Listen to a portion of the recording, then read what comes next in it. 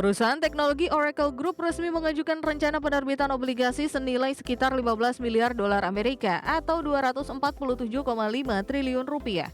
Menurut laporan Bloomberg News, informasi ini disampaikan melalui dokumen resmi ke regulator pada Rabu 24 September 2025.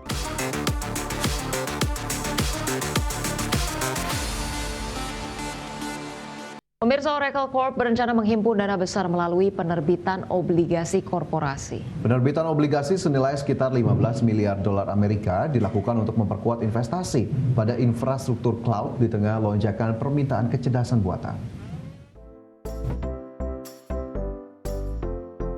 Perusahaan teknologi Oracle Group resmi mengajukan rencana penerbitan obligasi senilai sekitar 15 miliar dolar Amerika atau 247,5 triliun rupiah.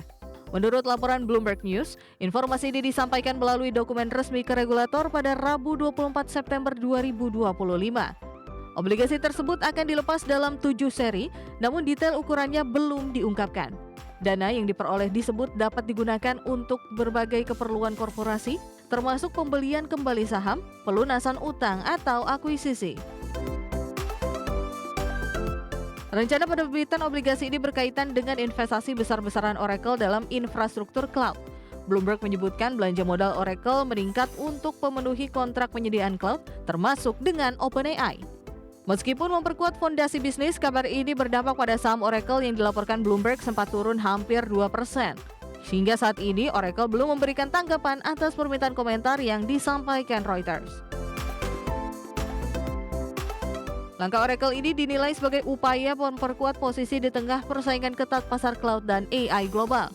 Investasi besar melalui obligasi diperkirakan menjadi strategi untuk mendukung pertumbuhan jangka panjang perusahaan. Berbagai sumber IDX Channel.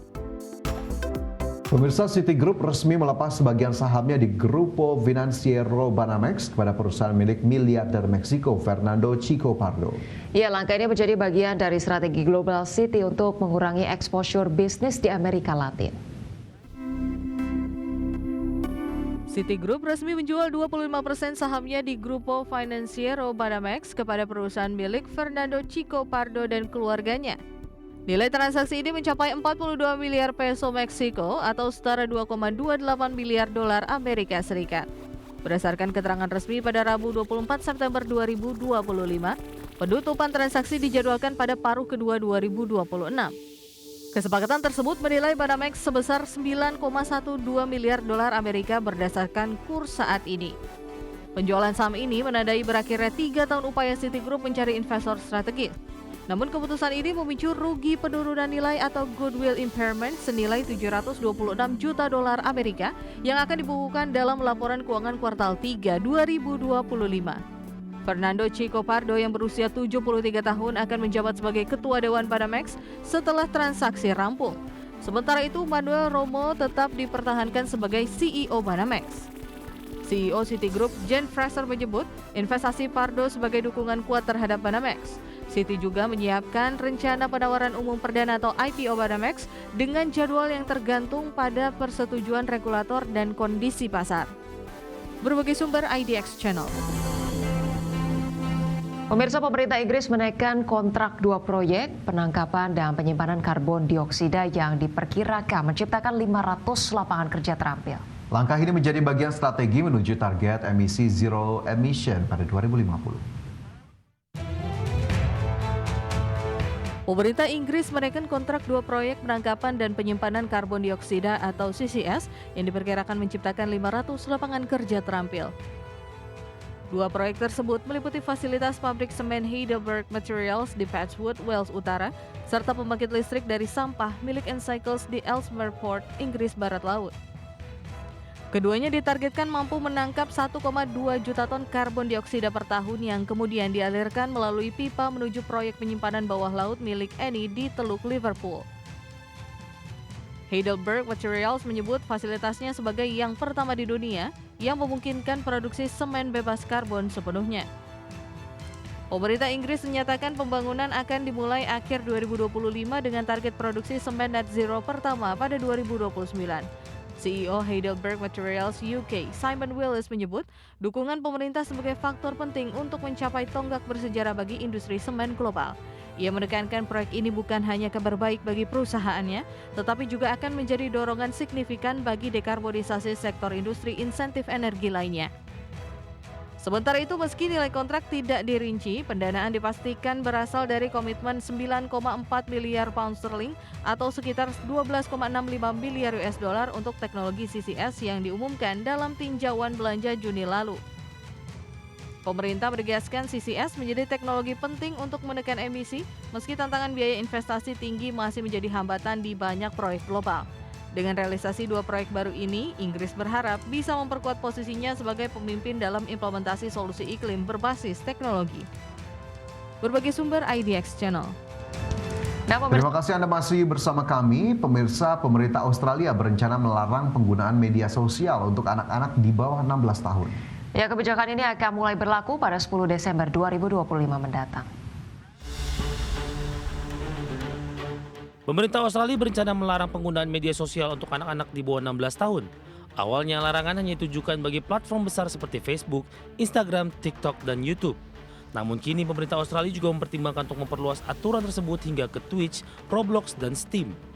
Jika platform tidak mengambil langkah mencegah akses pengguna di bawah umur, mereka terancam denda besar. Komisioner e-Safety Julie Inman Grant menyebut sejumlah platform populer anak-anak juga menjadi target predator online. Salah satunya Roblox yang kerap digunakan untuk merayu anak di bawah umur. Karena itu Roblox berkomitmen menerapkan batasan usia termasuk menjadikan akun di bawah 16 tahun private secara default dan mematikan fitur obrolan langsung tanpa izin orang tua. Adapun pihak berwenang menegaskan setiap platform wajib mematuhi aturan baru ini demi melindungi anak-anak dari bahaya dunia maya. Aturan batasan usia tersebut akan diawasi langsung oleh e-Safety, Badan Keamanan Internet di Australia. Berbagai sumber IDX Channel.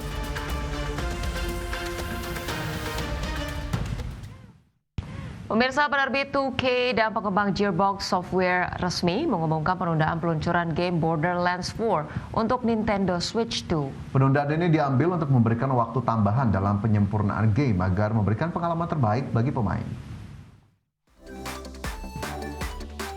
Penerbit 2K dan pengembang Gearbox Software mengumumkan penundaan peluncuran game terbarunya Borderlands 4 untuk konsol Nintendo Switch 2. Keputusan ini disebut sebagai langkah yang sulit namun diperlukan demi mutu produk. Pihak pengembang menegaskan komitmen untuk memberikan pengalaman terbaik bagi pemain. Mereka menyebut proses pengembangan dan penyempurnaan tambahan masih diperlukan sebelum game ini dirilis ke pasar. Hingga kini belum ada tanggal pasti peluncuran Borderlands 4, namun pihak studio mengungkapkan bahwa penyesuaian ini juga untuk mendukung fitur penyimpanan silang yang sedang mereka kerjakan. Studio berjanji akan memberikan informasi terkait jadwal perilisan baru setelah penyesuaian rencana selesai dilakukan. Mereka juga menghargai masukan dan kesabaran komunitas penggemar yang terus memberikan dukungan. Sesuai kebijakan Nintendo, seluruh pra-pemesanan digital Borderlands 4 akan dibatalkan secara otomatis mulai 26 September. Pemain juga dipersilahkan melakukan pembatalan secara mandiri sejak saat ini.